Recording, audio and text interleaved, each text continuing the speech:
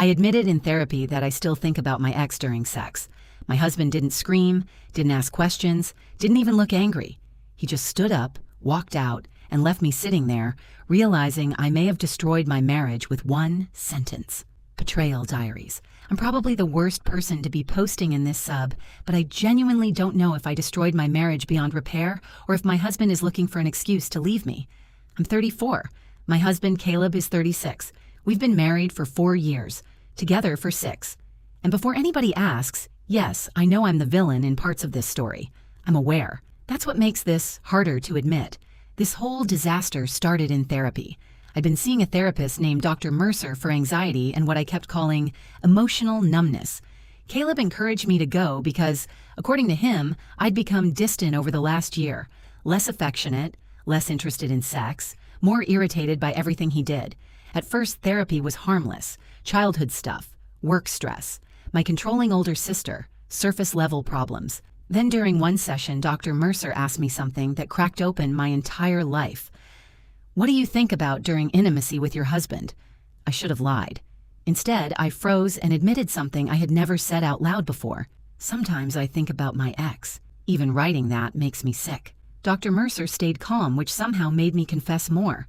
I explained it wasn't every time, but sometimes when things felt repetitive with Caleb, my brain drifted back to my ex, Nico. And no, before you romanticize him, Nico was not some tragic soulmate. He was chaos in human form. We dated in my 20s for almost 3 years, and that relationship nearly destroyed me. He disappeared for days without explanation, flirted with other women constantly. Once vanished during my birthday dinner because somebody at another table looked at him wrong. Another time he punched a hole through my apartment door during an argument because I wouldn't let him check my phone. He made me cry weekly, but he also made me feel obsessed, desired, addicted. Everything with him felt cinematic and toxic and explosive. Caleb is the opposite. Stable, reliable, patient. He remembers my coffee order, pays bills on time, rubs my shoulders when I get migraines. He's the kind of man people pray for. And sometimes I hate myself because safety feels boring after surviving emotional warfare. Therapy should have stayed in therapy. But 3 nights later, Caleb and I got into an argument over something stupid. I'd spent almost $700 on designer boots I absolutely did not need, and he brought up how irresponsible I'd been lately. Then he mentioned feeling disconnected from me physically, wrong thing to say at the wrong moment. I was already angry and defensive and embarrassed from therapy, so I snapped. You want honesty? Sometimes during sex I think about Nico because at least he knew how to make me feel something. The second the words left my mouth, I knew I'd detonated something irreversible. Caleb just stared at me. No yelling. No insults. Honestly, I wish he'd screamed. Instead, he looked gutted, like I'd reached into his chest and pulled something out. He grabbed his keys and left without another word. I called him 14 times. He ignored every call. I texted paragraphs trying to explain that I didn't mean it the way it sounded, that therapy had stirred up confusing emotions, that everybody fantasizes sometimes. No response. So naturally, I called my best friend, Sierra, because I needed somebody to tell me I wasn't a monster. Huge mistake. Sierra hates accountability almost as much as I do. She immediately validated me. Men beg for honesty until they hear something that hurts their ego. At the time, that made me feel justified. Now I realize she was basically pouring gasoline on a fire. Caleb came home the following evening looking exhausted. His eyes were bloodshot like he hadn't slept. I tried crying immediately because, honestly, tears usually soften him. It didn't work this time. He sat across from me at the kitchen island and said something that made my stomach drop. I don't think you love me the way I love you. I panicked. So instead of apologizing sincerely, I went into manipulation mode. I started talking about vulnerability, emotional safety, how therapy requires brutal honesty, how he was punishing me for opening up. Even while I was speaking, part of me knew I was twisting the situation to avoid guilt. Then Caleb asked quietly, if I told you I pictured another woman every time we had sex, would you recover from that? I didn't answer because we both knew the answer.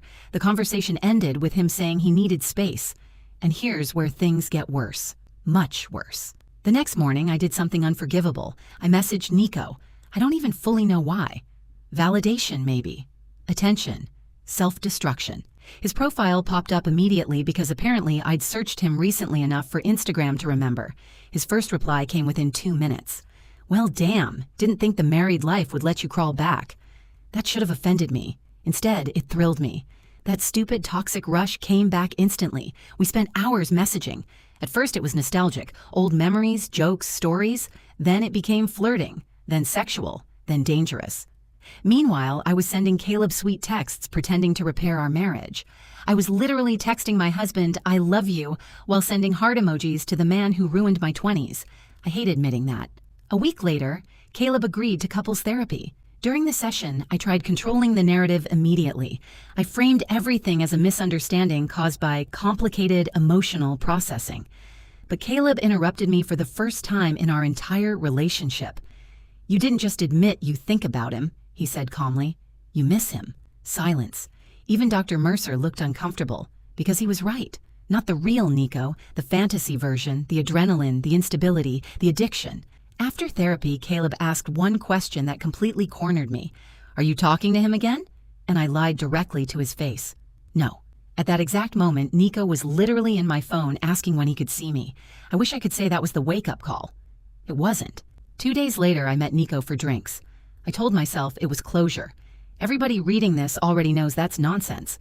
The second I saw him, all those old chemicals came flooding back. He still had that cocky grin. Still knew exactly how to look at me like I was the only person in the room. Within an hour, we were in his apartment. And yes, I cheated. I wish I could blame alcohol or emotional confusion, but the truth is uglier. I wanted to feel reckless, desired, out of control. Afterward, reality hit immediately. Nico barely even looked at me. He got up, checked his phone, and asked if I was still doing that marriage thing. Like I was some temporary entertainment. That familiar emptiness came rushing back, the exact same emptiness he always left me with years ago. And somehow, I still went back 2 more times. I became 2 different people. At home, I played devoted wife while secretly having an affair. I started hiding my phone, smiling at messages, picking fights with Caleb to justify my own guilt. Then everything collapsed. 3 weeks ago, Caleb asked to borrow my laptop because his had died during a presentation prep. I forgot my Instagram messages synced there. I walked into the office and saw his face. I knew instantly. He didn't scream, didn't cry, didn't even ask questions. He just looked done, like something inside him had finally shut off permanently. The worst part, he already suspected. Apparently he'd noticed me smiling at my phone, guarding it, leaving rooms to answer messages. He said he kept hoping he was paranoid. I'll never forget what he said next. "You turned me into the safe option while chasing the man who destroys you." That sentence shattered me because it was true. Caleb moved out that night. Nico blocked me 2 days later after I told him my husband found out. Blocked. Just like that. 3 years of obsession in my 20s, a marriage destroyed in my 30s. And for what? An ego boost from a man who never even respected me. Now Caleb only communicates through short texts about logistics and divorce discussions. No emotion whatsoever. That honestly hurts more than yelling would. And before people ask, yes, I know I need therapy beyond couples counseling. Clearly something in me confuses instability with passion. I think I spent so many years surviving emotional chaos that peace started feeling empty. But that realization came too late. So I guess I'm here asking strangers on the internet, did I ever actually love my husband? Or did I just love how safe he made me feel after Nico wrecked my life? And is there any possible way to fix something after you've poisoned it this badly?